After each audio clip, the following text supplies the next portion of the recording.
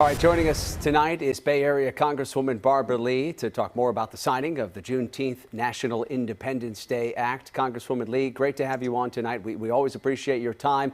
We could see there from those pictures you joined the president and the vice president and members of the Congressional Black Caucus for today's bill signing. What did it mean to you personally to be on hand today for this historic moment? Well, thank you for that question.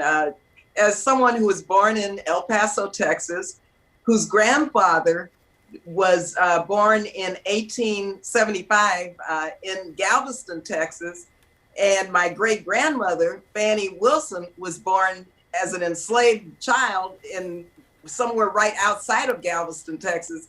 You know, this was quite a remarkable moment for me. It was a somber yet joyous moment.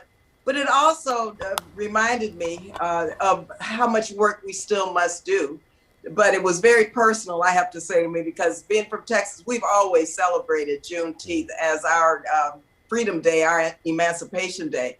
And I was so pleased and happy to be there with Ms. Opal Lee and the president and our vice president from my congressional district to really recommit ourselves to the work that must be done in terms of racial justice, because there's a heck of a lot of systemic racism that we feel and witness and see each and every day directly related to the enslavement of Africans who built this country, built the Capitol, built the White House, and there's a lot of repairing the damage that still must take place.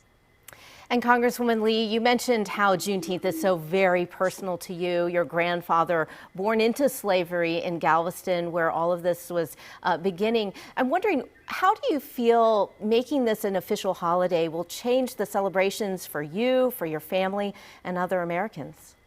Sure, and it was my great-grandmother born into slavery. It was my grandfather born 10 years after General Granger went into Galveston. He was born in 1875, and he really did help raise me. But what it means is, look, now we can have, hopefully, an open celebration, dialogue, and more people in our country. Everyone needs to understand what slavery meant in terms of the legal institution.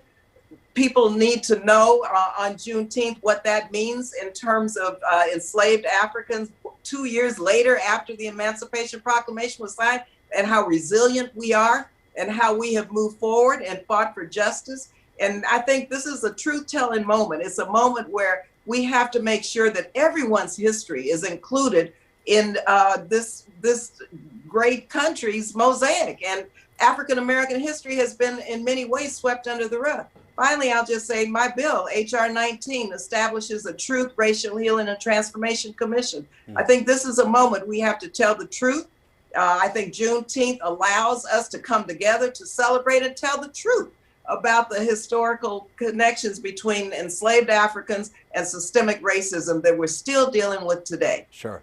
All right, so Congresswoman, where do we go from here? I mean, I'm sure you've heard some of the talk, folks looking at the signing of this bill and saying, well, this is really nothing more than just a symbolic gesture, making this a federal holiday. How confident are you that this turns into more of that meaningful change as we push for racial equality and for racial justice in this country?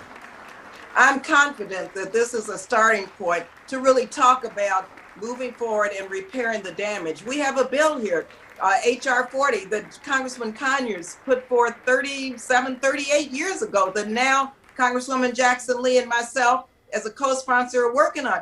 We've got to move this bill forward. We've got to move my bill, H.R. 19, forward, because we have to and we must make sure that systemic racism is addressed. So yes, this is a symbolic, but it's a real opportunity now for us to move forward and to really educate the public, bring people together, and show how we're talking about a legal system of slavery that lasted for over 250 years ago, and how there's a direct connection between mass incarceration and the disproportionate rates of African Americans dying from COVID, and the disproportionate rates of employment in terms of the wage gap, the wealth gap, the lack of educational opportunities for low-income Black children. I mean, there's so many connections that we have to work on together so we can complete this march toward true justice for everyone. And that means Black lives do matter.